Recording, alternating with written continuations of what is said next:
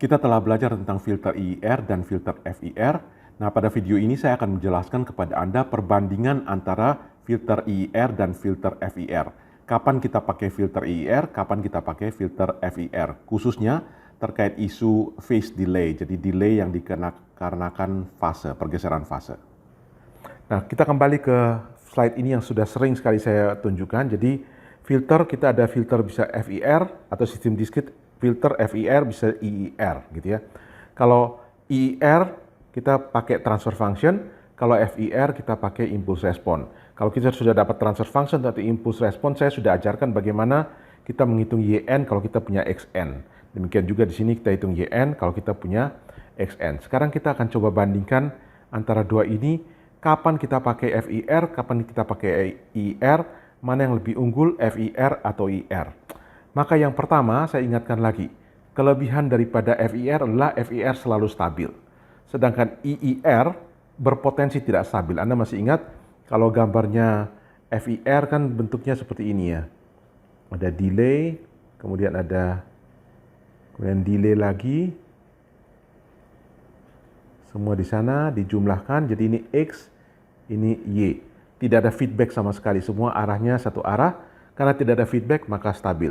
Sedangkan kalau IIR, selain ada yang tadi, jadi input dari X, ada delay, terus masuk begitu, ada delay lagi, dijumlahkan, keluar output, output ini juga di delay, kemudian dikuatkan lagi balik, di plus lagi. Jadi ada proses feedback di sini, ini X, ini Y. Anda masih ingat, Anda kembali lagi video sebelumnya. Karena ada feedback, maka Anda tahu bisa berpotensi tidak stabil. Atau hal lain kita bisa lihat, kalau di sini ada zero, ada pole. Selama ada pole, kalau yang di sini tidak ada pole sama sekali. Kalau ada pole, maka ada kemungkinan tidak stabil, yaitu kalau kita tempatkan pole di luar daripada lingkaran jari-jari satu. Tidak stabil bisa terjadi juga, sebenarnya kita desain misalnya pole-nya di dalam jari-jari satu, tapi karena proses pembulatan angka setelah berjalan filternya beberapa waktu, maka pole ini akan bergeser karena pembulatan bisa jadi keluar daripada jari-jari satu sehingga jadi tidak stabil. Jadi sekali lagi, kelebihan FIR dia selalu stabil, IIR berpotensi tidak stabil. Itu yang pertama. Yang kedua, kita sudah punya pengalaman juga, kita sudah kerjakan, kita tahu kalau filter IIR kita cukup buat dengan orde 2, orde 3, orde 4, dengan orde kecil saja kita sudah dapat respon frekuensi yang baik. Transition band-nya sangat kecil, jadi seperti ini kita bisa dapat transition band-nya sangat curam. Sedangkan kalau di FIR, untuk mendapat transition band yang curam kecuramannya sama, kita perlu orde 50, orde 100, bahkan Anda punya pengalaman bekerja sampai dengan orde 1000. Jadi inilah bedanya, keunggulannya IIR, ordenya kecil, sedangkan FIR, ordenya harus besar. Resikonya adalah kalau orde kecil, delay-nya juga sedikit. Orde besar, maka sinyalnya akan terkena delay yang sangat besar. Kemudian risiko berikutnya adalah, karena ini ordenya besar, katakanlah orde 100 gitu ya, maka kalau Anda mendesain filter FIR, hampir tidak mungkin Anda menghitung secara manual. Karena ada 100 H yang harus Anda hitung, Anda harus membutuhkan komputer, walaupun bisa sebenarnya, tapi secara praktis kita membutuhkan komputer. Sedangkan kalau IIR, karena ordenya kecil, angka yang dihitung sangat sedikit, kita bisa hitung secara manual, walaupun juga saat sekarang kita sudah banyak menggunakan komputer untuk aplikasi ini.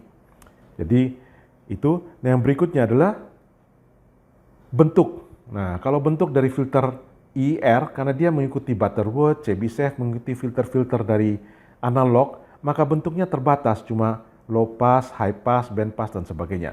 Sedangkan Anda masih ingat bentuk filternya IIR, Anda bisa buat kombinasi, jadi bisa buat low pass dicampur dengan band pass gitu ya, dicampur dengan band stop filter dan sebagainya. Satu filter bisa punya bentuk yang sangat bervariasi.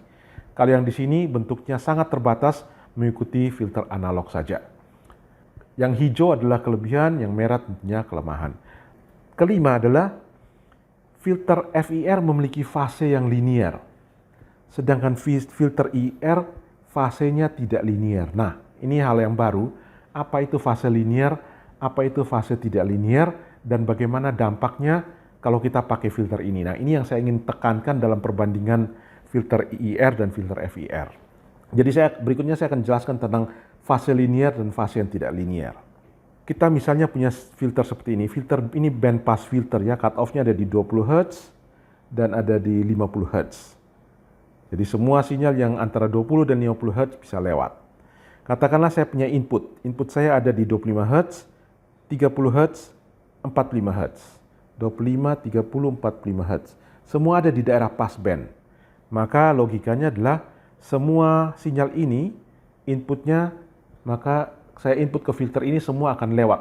Jadi saya berharap outputnya akan sama persis dengan inputnya. Tidak ada perubahan karena semua ada di daerah passband. Itu yang selama ini kita pelajari. Nah, apa yang terjadi? Sebenarnya ada satu bagian yang selama ini kita tidak lihat, yaitu bagian fase. Jadi Anda tahu kalau kita buat FFT, ketika kita kuliah FFT dulu, selain ada amplitudonya, magnitudenya, kita juga dapat fasenya. Nah, sekian lama fasenya kita abaikan. Jadi ini yang tadi, saya kasih input, saya berharap outputnya sama. Karena saya cuma lihat, oh band pass filter seperti ini. Sesungguhnya kita juga harus lihat apa yang terjadi dengan fasenya. Jadi Anda lihat seperti di sini misalnya, ini sinyal 25 Hz amplitudo 1 ya. Jadi saya bisa tulis, katakanlah S1 sama dengan 1 cos 2pi, frekuensinya 25 Hz, tambah fasenya. Fasenya ada di sini. Fasenya ada di min 1. Sinyal yang kedua, katakan ini amplitudenya 0,5, maka S2 sama dengan 0,5 cos 2pi, frekuensinya 30 Hz. Oh, ini ada T ya. 2pi 30T minus 1 juga karena fasenya minus 1.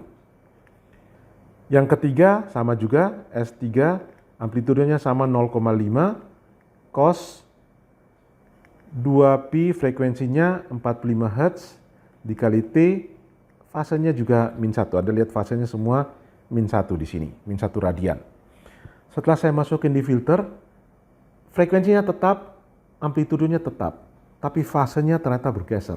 Jadi fase output adalah fase input dijumlahkan dengan fasenya filter. Misalnya di 25 Hz, min 1, ini 25 Hz ada di sini, ada plus 2. Min 1 plus 2 jadinya ya sekitar 1 gitu ya.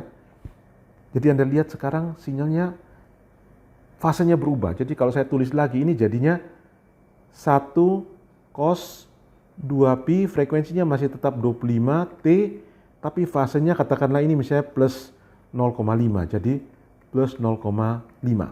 Yang ini jadi 0,5 cos 2pi, frekuensinya 30 Hz. Ini sudah berubah, mungkin jadi min 0,5. Yang ini jadi 0,5 cos 2pi, frekuensinya 45 Hz, tapi fasenya jadi minus 3 misalnya. Jadi kelihatannya sama tapi sudah bergeser semua.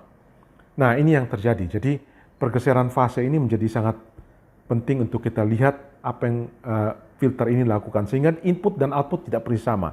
Kalau Anda lihat detail, ini inputnya, yang atas inputnya, ini outputnya. Pertama Anda lihat terjadi delay. Jadi gelombang yang ini sudah bergeser ke sini, gitu ya. Yang ini bergeser ke sini, ada delay ya. Yang ini ada ke sini. Tapi kalau Anda perhatikan bentuknya, ini tadinya bentuknya seperti ini, sekarang bentuknya sudah flat. Ada terjadi perubahan bentuk.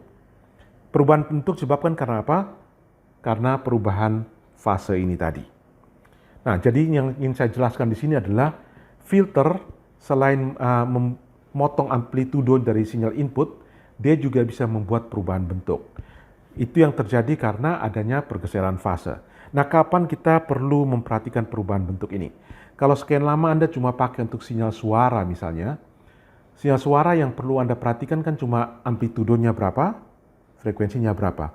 Kalau cuma amplitudo dan frekuensi, kita tidak perlu terlalu perhatikan tentang pergeseran fase. Artinya, kita mau pakai filter IIR, kita mau pakai filter FIR, tidak ada masalah. Tapi kalau kita pakai filter-filter ini untuk aplikasi, katakanlah biomedik, misalnya, kita untuk sinyal jantung, Anda tahu sinyal jantung ya, bentuknya kira-kira gini. Kemudian sama lagi.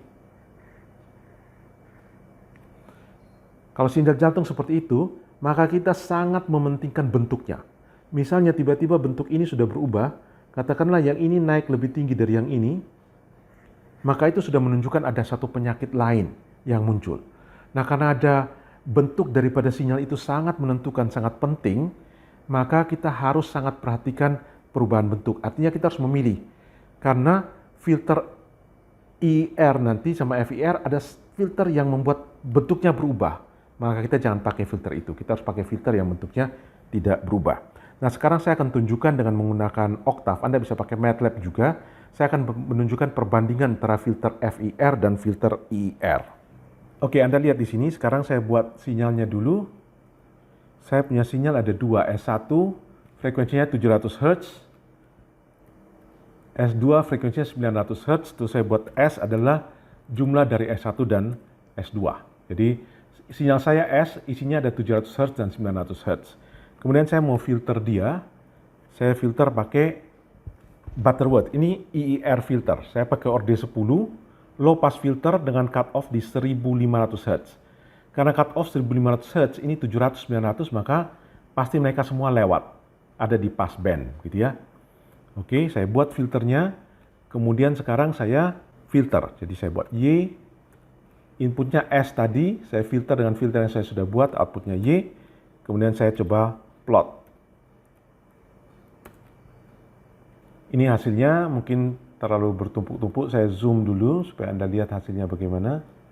Oke, yang biru adalah input, yang merah adalah output. Ini hasil dari filter IIR. Sekarang saya akan buat filter yang kedua adalah filter FIR. Saya pakai yang kita sudah buat, pakai metode window, saya pakai ORD30, cut off-nya di 1500 jadi sama. Pakai window Hanning. Saya buat, kemudian saya filter. Sekarang saya beri nama Y2. Saya filter pakai H ini, inputnya S yang tadi yang di sebelah sini, dapat Y2, kemudian saya coba plot di figure 2.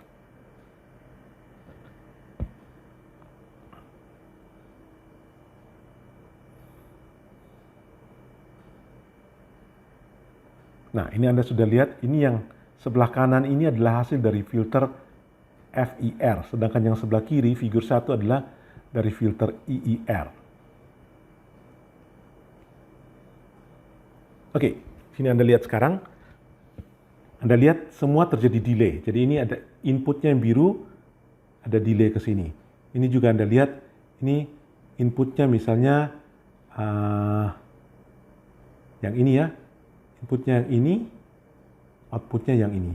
Terjadi delay. Ini inputnya, outputnya sudah delay ke sebelah sini.